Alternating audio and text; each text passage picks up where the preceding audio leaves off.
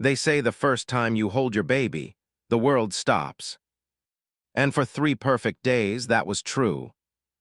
My daughter Grace was born into peace, safety, home. But on the 4th morning, everything shattered.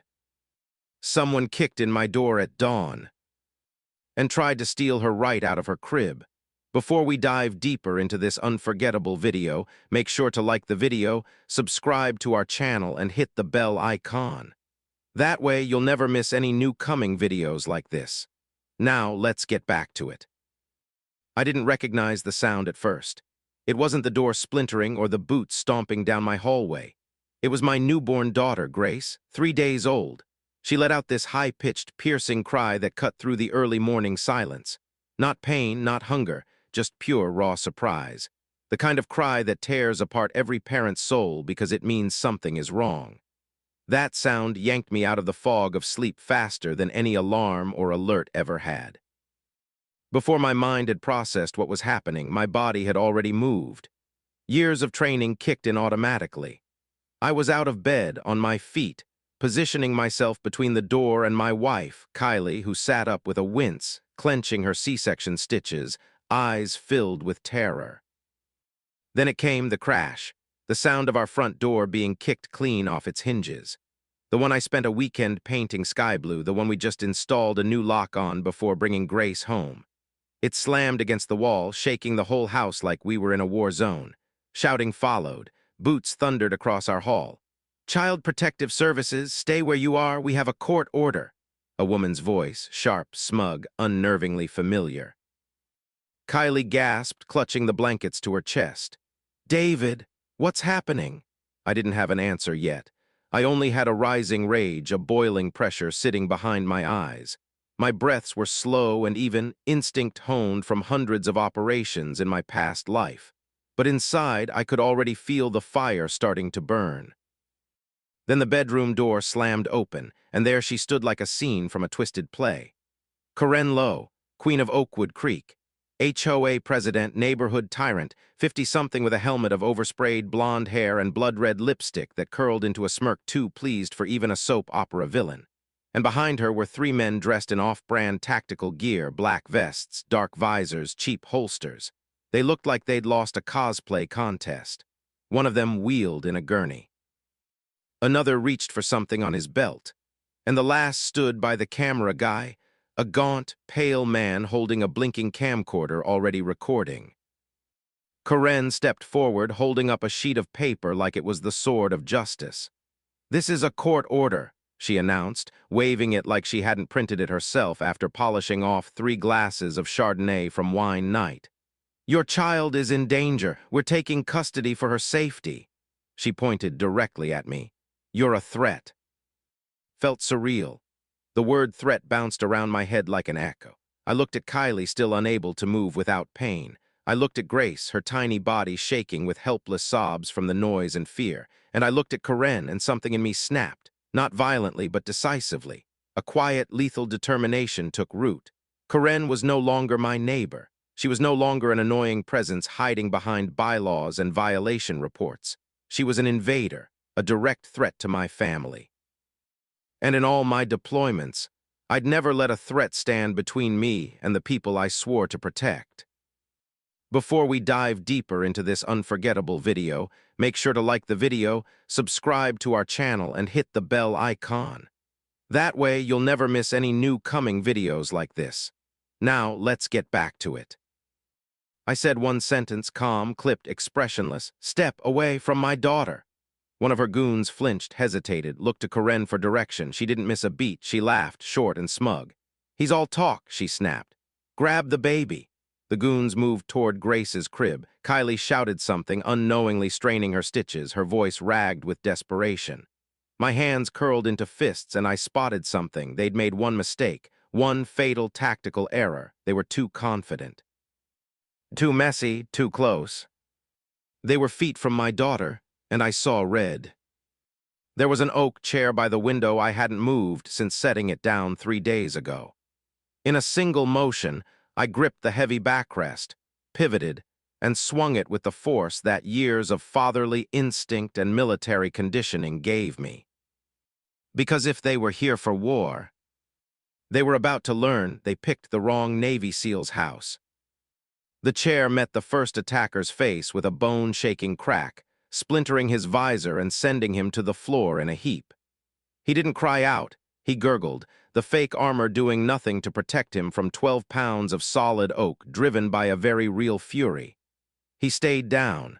I didn't wait to see if he was conscious. The second man lunged, going for his taser. Wrong move. I stepped into him before it cleared the holster, grabbed his wrist, and twisted it hard. I felt the pop, shoulder or elbow. I didn't care. He hit the floor, groaning, weapon clattering uselessly across the hardwood. The third goon hesitated too long, frozen between the gurney and fear. He finally tried to charge me, arms wide like a football tackle. But I wasn't on a field, I was in a kill house. I ducked, turned, drove my elbow into the side of his ribs, then hooked my foot behind his ankle. He tripped and smashed flat on the ground. For good measure, I planted a knee into his back and shoved him forward until he stopped moving. 3 threats, 5 seconds, all neutralized. Karen's face lost its painted cruelty. Her painted-on smirk cracked for the first time. Behind her, the cameraman still had the viewfinder up, filming every moment but now visibly shaking. "David," Kylie sobbed. "Grace," her voice brought me back. The moment I turned, I froze at what I saw. Karen was stumbling forward, reaching for my baby. My baby girl, with her long, manicured, trembling hands aimed at the tiny body still wrapped in her pink blanket. That's when I lost whatever restraint I had left. But before I could take another step, before I could even breathe, the sound changed. Sirens, not soft and far away, close. Too close. Red and blue lights spilled into the room through the window, flickering off the glass and dancing across my wife's terrified face. Uniformed deputies rushed into the room, guns drawn. They didn't look at Karen. They didn't see the gear, fake, unauthorized. They saw me. A man in boxer shorts, breathing like a charging bull, standing over 3 moaning bodies next to his crying wife and child. "Hands where we can see them," one shouted. "Get on the ground now." I didn't fight. What could I even say? I slowly dropped to my knees, heart hammering with rage I couldn't direct anymore. My hands went behind my head. Cold steel cuffs bit into my wrists. Karen stepped behind the nearest deputy like a cornered kitten who knew how to purr. "Officers, thank God, I warned you. He's unhinged. He's dangerous." She waved the now half-torn sheet of paper, her fake court order in their faces. "Get the child out of here before he hurts someone again." They listened to her. That's the part that still burns to this day, the part that makes my stomach turn. They started wheeling Kylie and Grace out of the room like they were just things being relocated. My wife, still recovering from surgery, was placed on the same gurney those fake agents brought with them. Before we dive deeper into this unforgettable video, make sure to like the video, subscribe to our channel, and hit the bell icon. That way, you'll never miss any new coming videos like this. Now, let's get back to it. I was dragged out of my own home in cuffs while Karen stood beside the cameraman, speaking to the lens with a voice trembling with mock concern. "A tragic case," she said mournfully. "So many veterans come home broken. My heart breaks for them, truly." But I was watching something she couldn't see, my security cameras. Long before this ambush, I planned for worse. The doorbell, the porch cam, even the tiny lens above the nursery, all were quietly streaming, not to a DVR, but to encrypted cloud storage, monitored in real time by someone I used to serve with. And that someone had already seen enough. So while I was getting arrested, reinforcements had already been deployed. The cuffs were tight, too tight, cutting into skin, but I didn't struggle, I didn't flinch. I kept my breathing steady, my head low, not out of fear, but composure, because I knew something Karen didn't. I knew that my security system, the one I installed under the excuse of protecting a newborn, was no ordinary surveillance setup. It recorded in 4K with full audio and uploaded live to a secure military-grade server under a dummy corporation I had quietly registered years ago. That feed was accessible only to a short list of people, very specific people. Friends, good ones, the kind whose names don't appear in public records, men you wouldn't know to call, but who always answer when it matters. The night before Kylie gave birth, I sent them access credentials. Just in case. And when they saw that front door get kicked in, when they watched a woman scream CPS, while reaching for a 3-day-old infant with a document taped together from Google Images, the alarm bells rang. Not inside my house, but in a command center 2 counties over. Less than 10 minutes later, help arrived. Not local PD, not security contractors. But real help. A matte black van screeched to a stop in front of my house, followed closely by 2 unmarked SWAT trucks, vehicles I recognized instantly, even from the backseat of a deputy's cruiser. They weren't responding to a radio call. They were already en route. Because the man leading them, County Tactical Coordinator Sergeant Rick Downing, wasn't just a cop. He was my old SEAL platoon mate. And on that morning, he came out of retirement. The front of my house lit up like a war zone. Spotlights cut the dawn. Officers in navy blue tactical armor fanned out across the lawn, moving with precision and silence that only comes from military-level training. They didn't ask Karen to explain herself. They didn't knock politely. They breached with speed and purpose, storming past the deputies who were still fumbling with their radios. The raid was swift. 1 second, Karen's minions were walking Kylie and Grace down the walkway. Next thing I knew, they were face down on the grass with knees in their backs. The fake CPS badge was yanked from one thug's tactical vest and handed to Rick. He looked at it once and sneered. Then he pulled the court order from Karen's shaking hands. "This is a forgery," Rick said calmly, loud enough for the deputies to hear. "And you just committed federal kidnapping." Karen's face didn't register panic right away, just confusion, like someone pulled the script from her little show. But then Rick pulled out his phone, turned the screen toward everyone, and played back the live feed, her voice, her argument, her fake rescue operation. All streamed and securely logged. Before we dive deeper into this unforgettable video, make sure to like the video, subscribe to our channel, and hit the bell icon. That way, you never miss any new coming videos like this. Now, let's get back to it. "You're done," he whispered to her. The cameraman fainted, literally, just dropped the gear and hit the pavement. Karen's husband, who was parked halfway down the block in a black SUV, tried to turn around and drive, but was boxed in by 2 cruisers within seconds. Handcuffs clicked around his wrists, too. Then came the last piece. Rick tossed a flash drive to the senior deputy who had cuffed me. "Watch this," he ordered. "You cuffed the wrong man." The deputy saw just 30 seconds of footage before he walked back over and uncuffed me himself. I didn't say a word. Karen screamed the whole way to the cruiser, something about lawyers, about rights, about how I assaulted her security team. But this wasn't her HOA board meeting. This was war. And she just lost the first battle. Peace, that's all I ever wanted. After years of deployments, jumping time zones like most people check their mail, I dreamed of putting down real roots somewhere that smelled like fresh-cut grass and not oil, gunpowder, or disinfectant. I dreamed of a place where I didn't have to wake up and categorize every object in the room as a potential threat or weapon. I thought I found that place when Kylie and I moved into Oakwood Creek, a little cul-de-sac carved into the woods just outside town, quiet, tree-lined, clean, and picture-perfect. 2-bedroom bungalow, big backyard, front porch swing. It was the kind of life you never question because it's exactly what the movies promised. The kind of place people raise families, walk their dogs, and wave politely through fence posts. It felt normal. That's what I was chasing most. We moved in with excitement buzzing through our bones. Kylie had tears in her eyes when she walked into the nursery for the first time. She ran her hands gently over the crib molding like she was trying to anchor to something real. After 10 years of base housing and constant military socials, this was ours.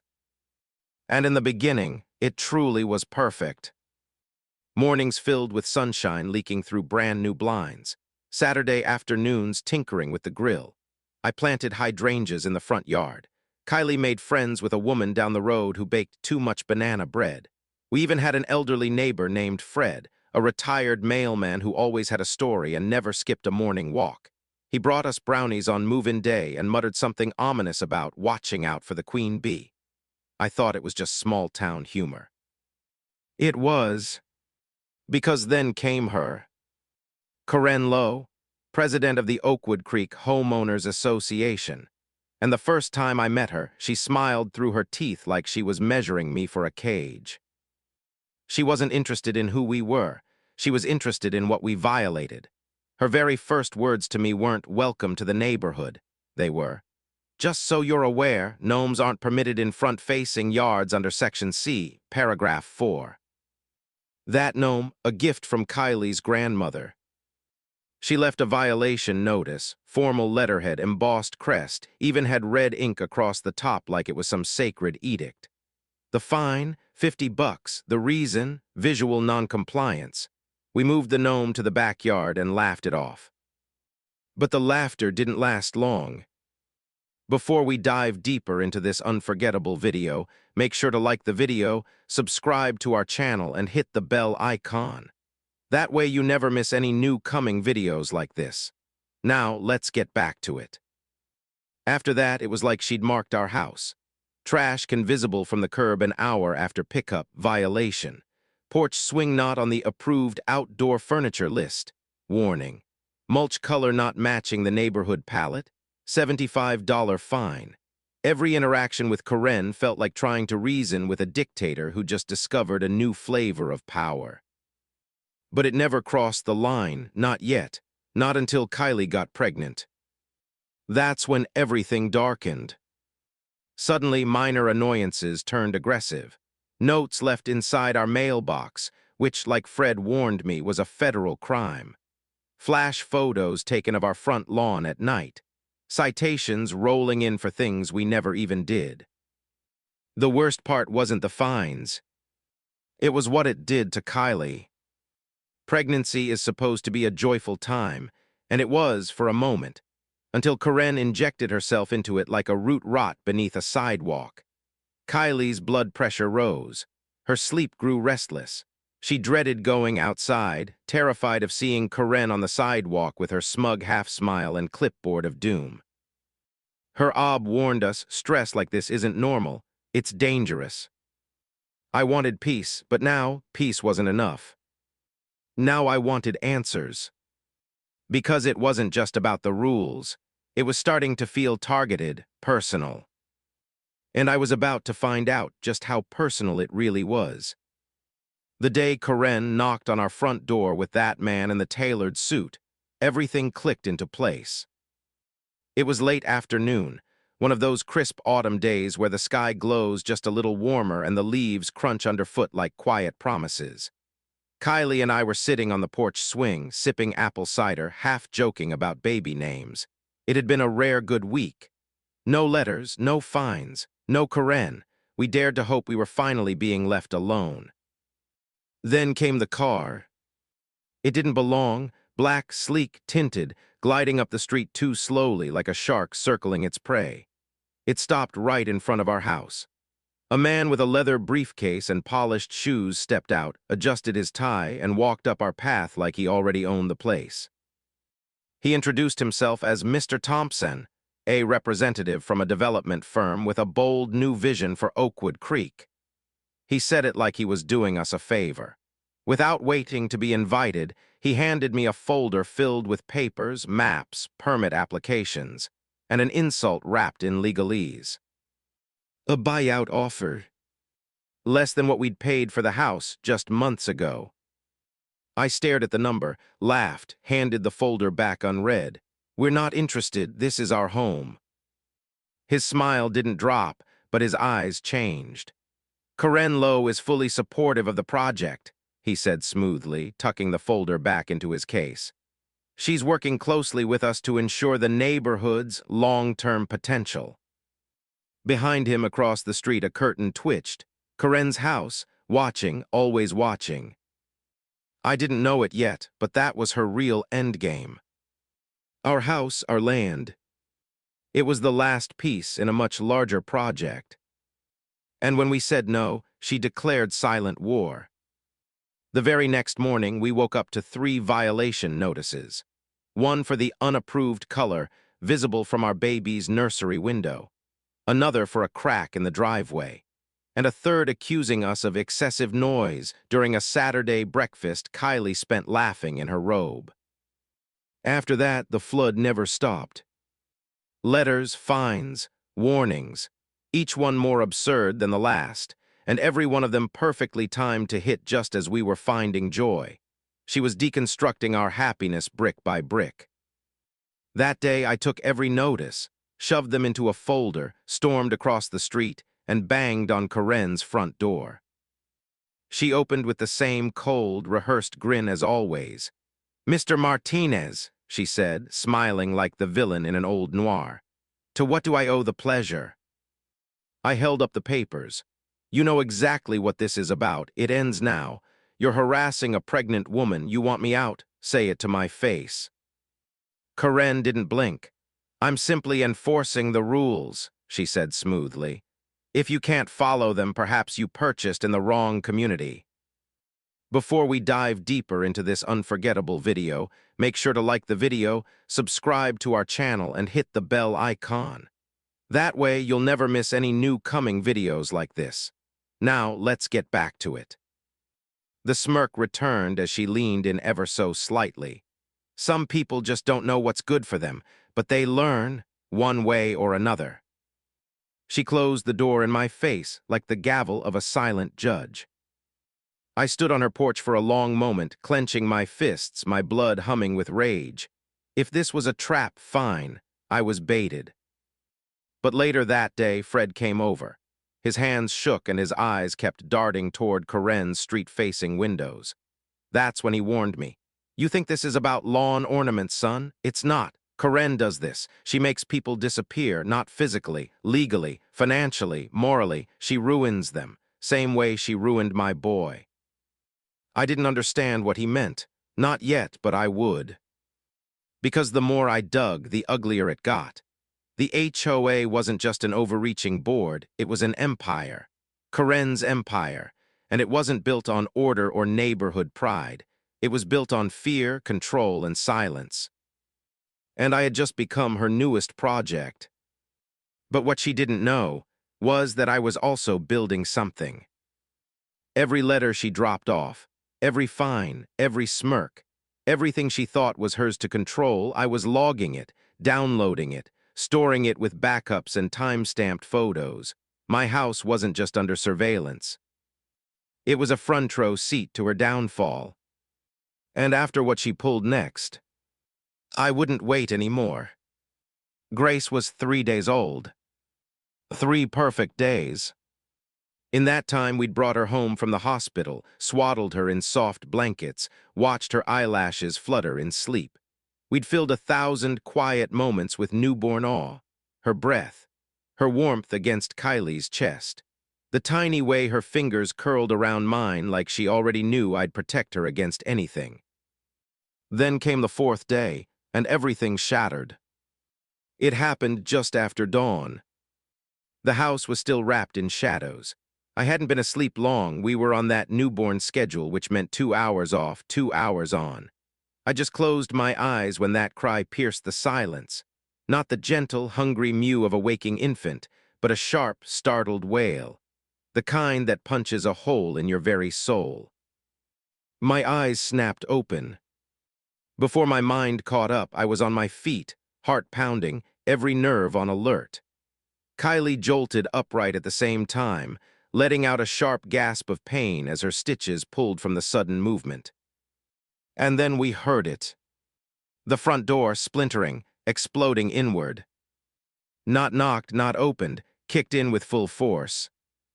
It wasn't police protocol, it wasn't legal, but it was loud, fast, and terrifying, Our painted sky blue front door, the one Kylie had insisted on as our happy color, was ripped off its hinges, slammed into the wall so hard it cracked the plaster. Chaos followed like an avalanche. Boots shouting, "CPS, court order, stay where you are." And then you guessed it, her voice. Karen Lowe, the HOA dragon. Only this time, she wasn't holding a clipboard or a warning slip.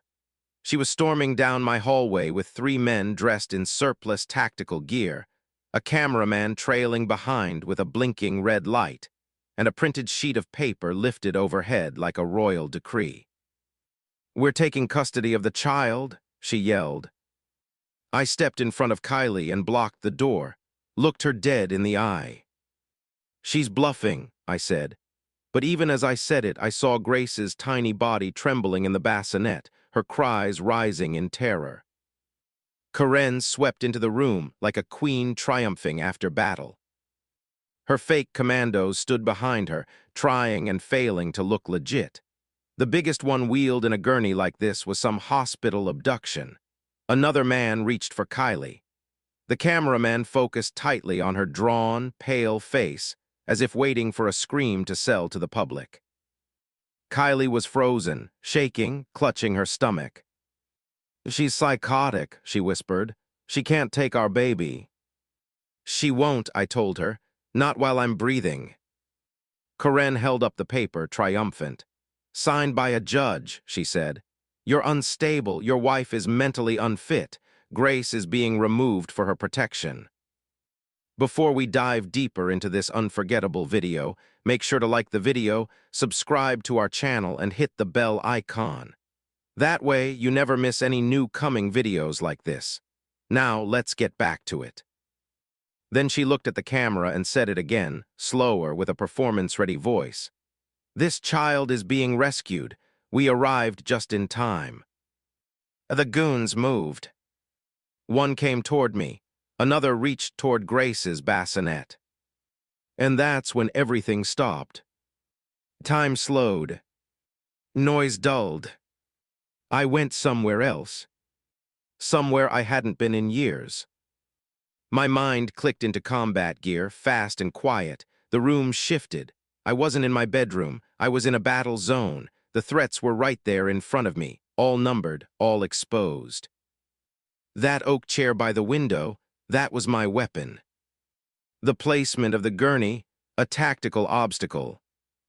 Karen's proximity to the bassinet, fatal mistake. She wasn't a neighbor anymore. She was something else, an invader, a threat to my wife, to my daughter. The line she'd just crossed. There's no coming back from that. She turned to her cameraman and smirked. "Get ready, he'll lash out. They always do." And just like that, she sealed her fate. The last thing Karen expected was resistance. She thought filming a veteran losing control would frame me like a villain, that the bruises from her hired thugs could be blamed on me, that the grainy footage would go viral in neighborhood Facebook groups as a cautionary tale about military men and mental health. She bet on spectacle, but what she didn't bet on was preparation. Because the second she said, "Get the baby," I moved. The oak chair cracked across the first goon's visor before he even knew I was in motion. The second one fumbled his taser and ended up with a dislocated arm for his troubles.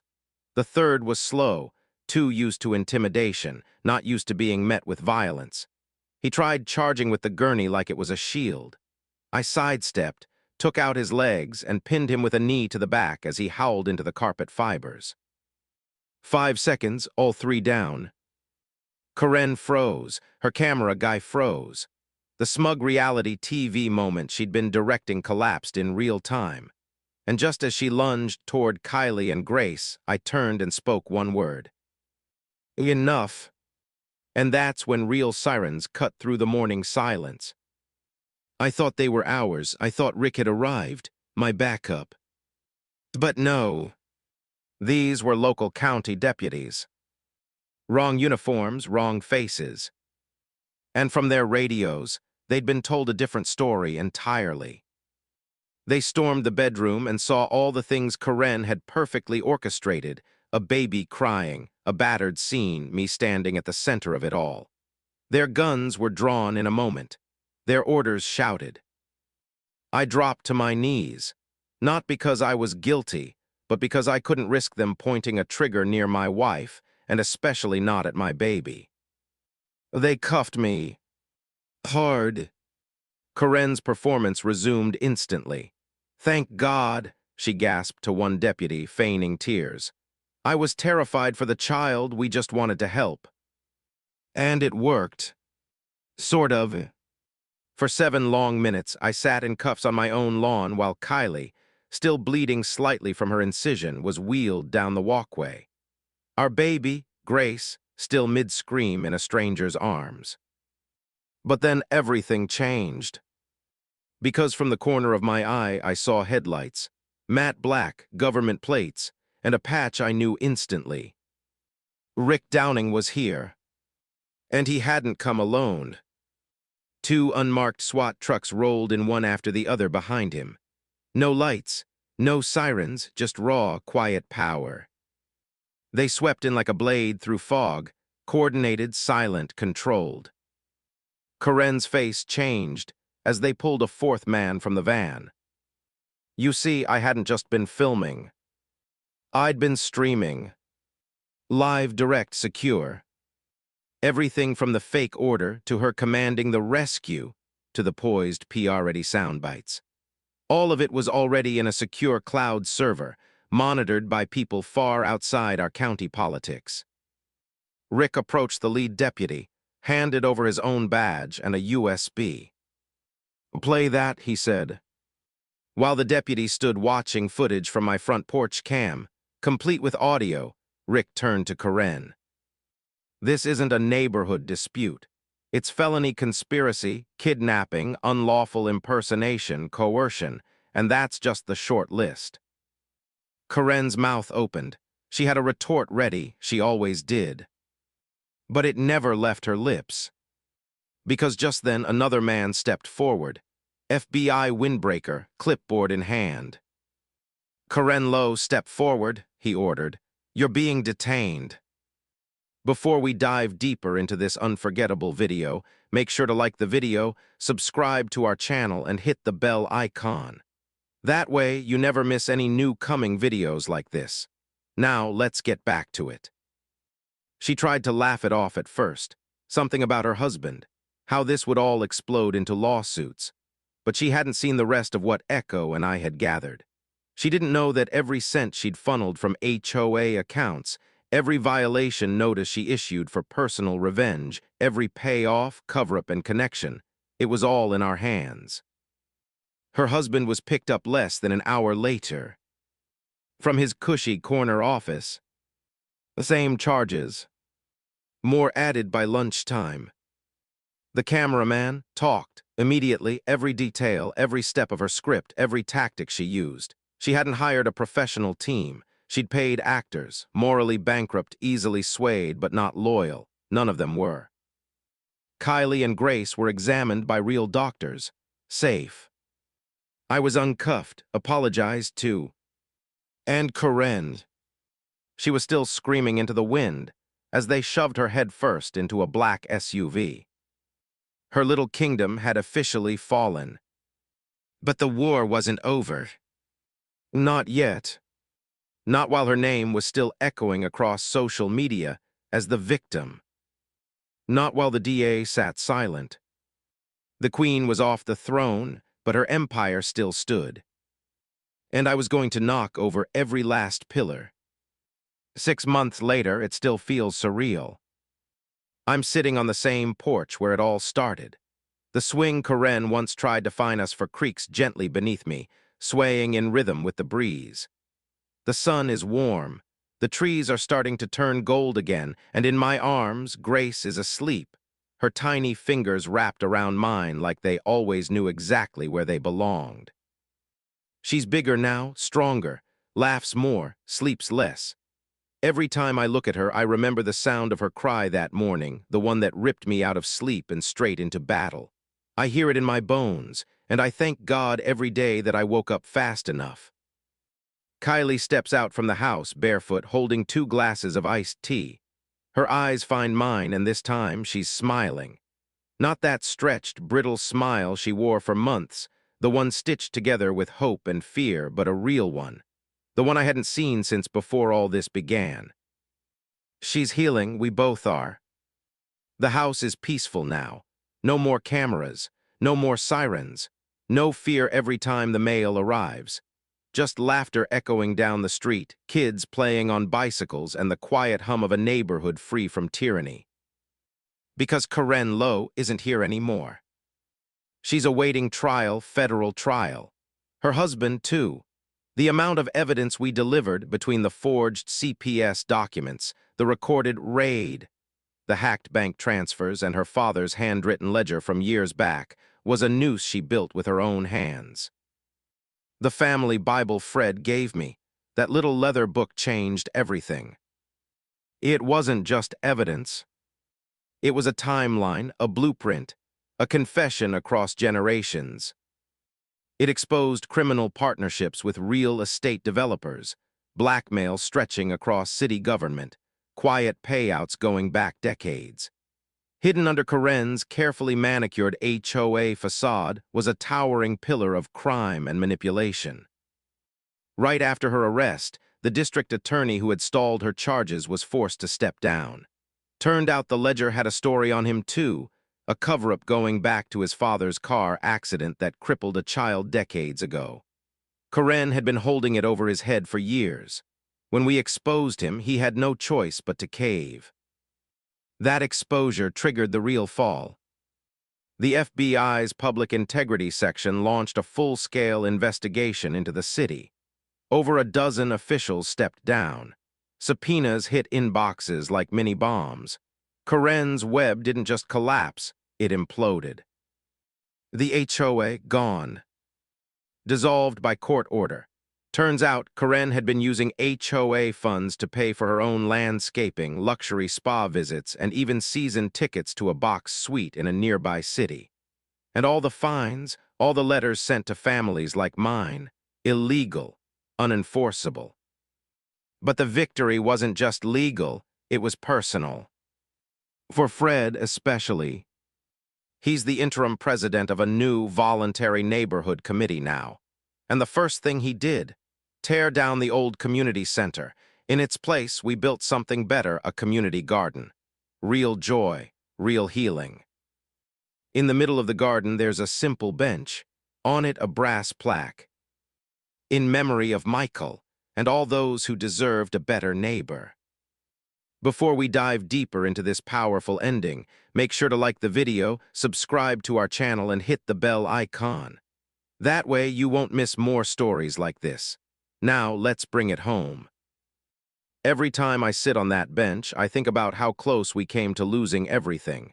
About how peace isn't a gift, it's a battle, a choice. A thing you defend with everything you've got. I didn't want to fight. I came here hoping never to raise my fists again. But when someone came for my family, I let the soldier wake up. And every choice I made after that was worth it. Because today, we're not scared anymore. We're home. Really, finally home.